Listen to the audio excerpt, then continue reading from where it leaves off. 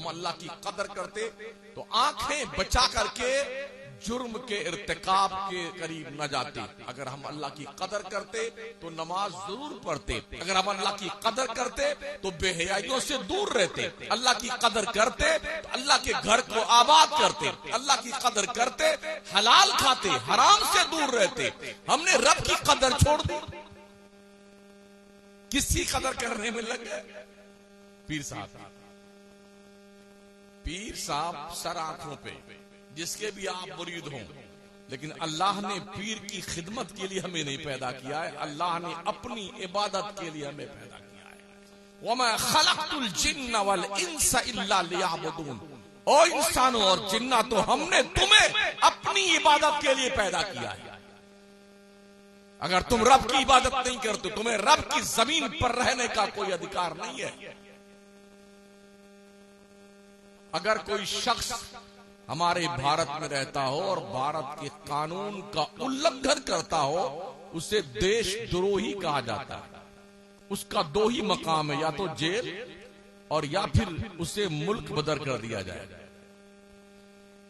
हकीकी मानों में जमीन किसकी है? अल्लाह की। आसमान किसका है? अल्लाह का। कायनात किसकी है? अल्लाह की। लिल्लाही मा फिस समावाति वल अर्द। जो कुछ जमीन और आसमान में है सब अल्लाह की। लिल्लाही मुल्कुस समावाति वल अर्द। अल्लाह ही है बादशाह जमीनों और आसमानों का। उस बादशाह की बादशाहत में रहते हुए उसके कानून का उल्लंघन करते हो शर्म नहीं आती है? चाहिए तो ये था आपका हुक्का पानी बंद कर दिया जाए, खाने को एक दाना ना मिले, पानी पीने का एक कतरा ना मिले, आपको सांसें रोक दी जाए आपकी। मगर वो अल्लाह कितना करीम है, कितना शफीक है अपने बंदों पर। जुर्म करता देखता है फिर भी सरफे नजर कर लेता है, पर्दापोशी करता है। वो चाहे तो उसी हाल में हमें लकवा लग जाए, वो चाहे तो उसी हाल में हमें ब्रेन हेमरेज हो जाए, वो चाहे तो हम उसी हाल में अटैक आ जाए, मर जाए, लेकिन ये सब कुछ होता है, रब देखता है। मगर मेरा परवरदिगार सत्तार है, पर्दापोशी करता है। शायद अब मेरा बंदा मान जाए, शायद अब तौबा कर ले, शायद अब फिर दहली से करम के करीब आ जाए, इसलिए रब मोहलत देता है। अल्लाह अगर रस्सी ढील देता है तो इसका ये मतलब नहीं है कि आप ये समझ जाओ कि मेरा तो कुछ नहीं बिगड़ा, मैंने बहुत गलत काम किए हैं, मेरा कुछ नहीं बिगड़ा।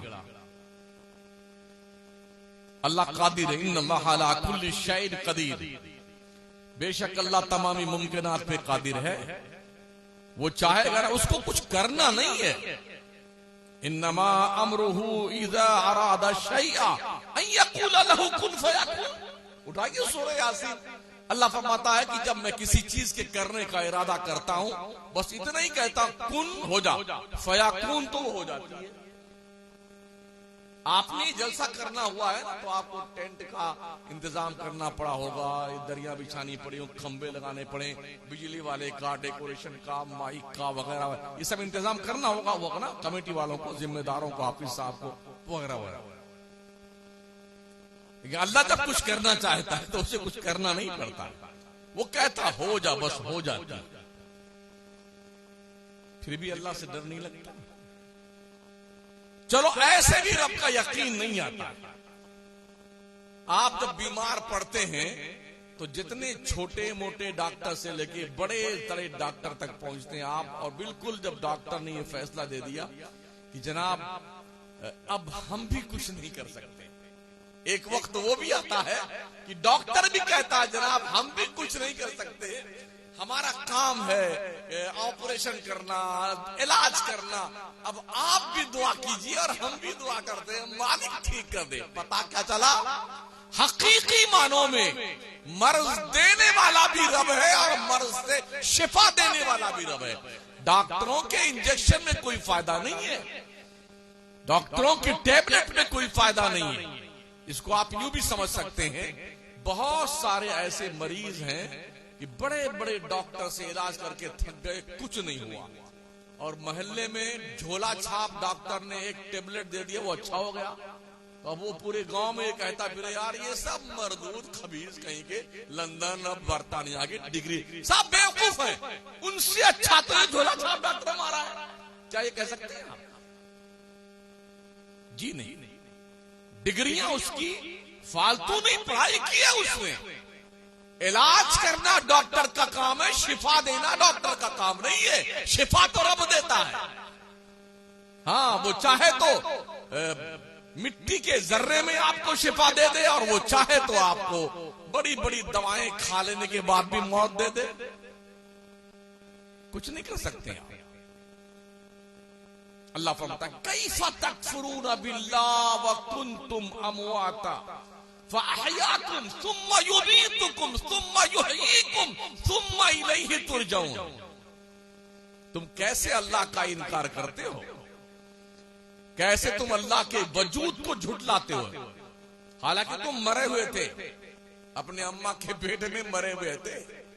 वकुंतुम अमवाता फअहयाकुम, फिर हमने तुम्हें जिंदा किया।